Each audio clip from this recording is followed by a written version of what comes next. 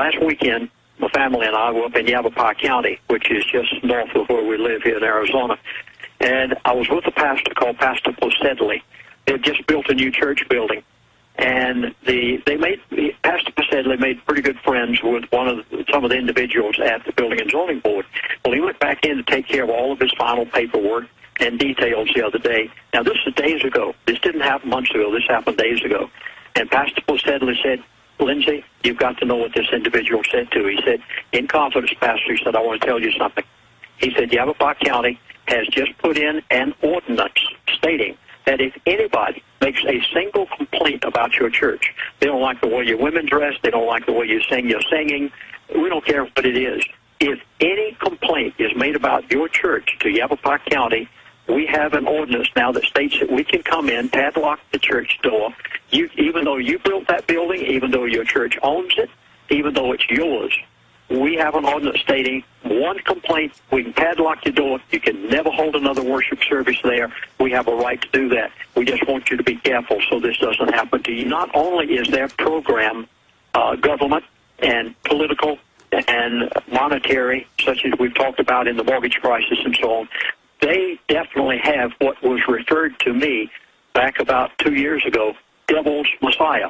And as a result, I did an entire section on it on one of your programs one day, how they're working through 501c3 organizational status with churches, how that it also is in our schools, what they're doing with introducing evolution years ago. Every bit of this is a part of that total.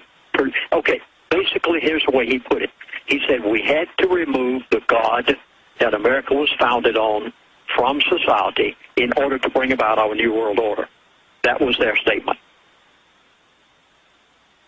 And that's how the devil would do it. We see the World Council of Churches, the National Council of Churches, openly funded by Carnegie, Ford, and Rockefeller foundations.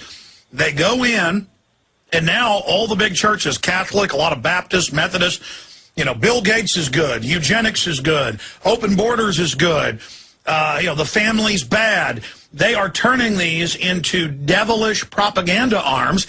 And, folks, the devil isn't going to show up in a red pajamas like Anton LaVey with a little black goatee. The devil comes as an angel of light. And whether you believe in God or not, the UN and everybody else at the global level has announced they want a one-world religion. The Pope has announced they want a one-world religion, the last one. And this is the system that is being pushed where they come at you with this world religion. And they've had Democratic House members talking about this just in the last week, Conyers and others. And so there's no doubt with the clergy response teams, they've covertly taken over with the faith-based initiative most of the churches in this country. And they use the expression to me, Devil's Messiah. Now, whether you will hear it from another or not, you may not, because naturally this is really getting down to the hardcore of it. You have to keep in mind, I've been a minister of the gospel for 50 years. I'm in my 70s. But still very active. And this man uses expressions to me that you might not hear otherwise. Devil's Messiah. And it includes an entire program or a whole facet of their perversion, which they have to do in order to bring in the New World Order. They cannot bring the Devil's Messiah to a righteous people. Well, of course they've got a perverted religion. Of course they've got to go through the back door and take over the churches to do this. That happens in every authoritarian system. Yes, you're correct. And I was told by the elitists that by 2012 the dollar will be dead. Now you say, what will I do about my taxes? Well, they will have to have something in order to trade with. You've got to go to the grocery store and buy with something, whether it's a new world currency, whatever it may be, a NAFTA currency. Well, you merely take your gold that has already gone to $3,000 and $4,000 an ounce and turn around and buy and purchase or get the inflated currency and pay your taxes with it. What we're trying to say is the only thing that is going to remain stable that you can spare your assets in, according to what the leaders have told me, is gold and silver. The United States has lost 42,400 factories since 2001. 75% of those factories employ more than 500 people.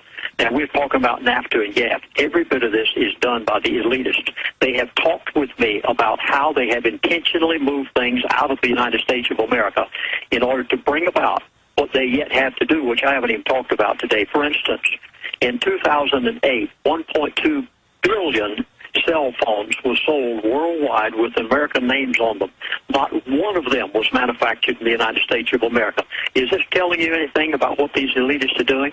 Dell has announced plans to dramatically expand its plant in China with an investment of over $100 billion over the next decade. Dell is closing its last manufacturing. So it's total deindustrialization, total deindustrialization by design. Yes, the last television set ever built in the United States of America was Curtis Mathis. They are now gone and have closed down their plant. Folks, watch Russia and China. If China ever decides to close down what they sell to Walmart, you won't have anything on the grocery store shelves. That's the reason these people made it so plain to me. Watch Russia and China. I know these other things are important. Folks, we are facing some things in America that you need to prepare for, and Alex is helping you do that through his program every day. Well, if you were going to bring down the United States to fold it into a one-world tyrannical government, you would have to do it by stealth and over time and deindustrialize and break up the family and build up a huge paramilitary force against the people and make them so poor they're dependent and bankrupt their financial system. They've done it, and it's just total evil. In the first hour coming up at Infowars.com, Fox News admits al-Qaeda leader dined at Pentagon just months after 9/11. Anwar al-Awlaki. That is coming up with Paul Watson and Wayne Madsen. This is unbelievable first hour. Please get this info out to everybody. The story's up at Infowars.com and PrisonPlanet.com. And, again, fire that number out real fast. Well, you know, we're out of time, Lindsey. I'll see you Monday. God bless you, my friend. I'll talk to you after the show.